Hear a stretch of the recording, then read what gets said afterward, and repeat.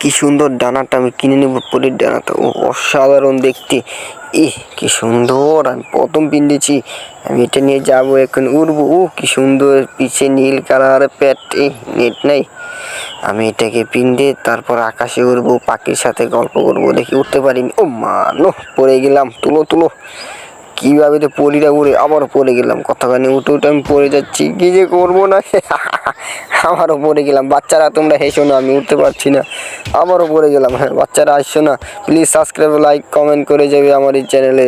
Subscribe করে যাবে। আবার এই কুয়াশা হচ্ছে, কুয়াশাতে উড়া যাচ্ছে না। ডানার বার এমনি অনেক, আমি তো অনেক মোটা, এই জন্য মনে হয় ডানে আমাকে উড়ে নিয়ে যাচ্ছে পারছে না। আবারও উড়বো, এখন উড়ে উড়ে চলে যাবো ওই আকাশে।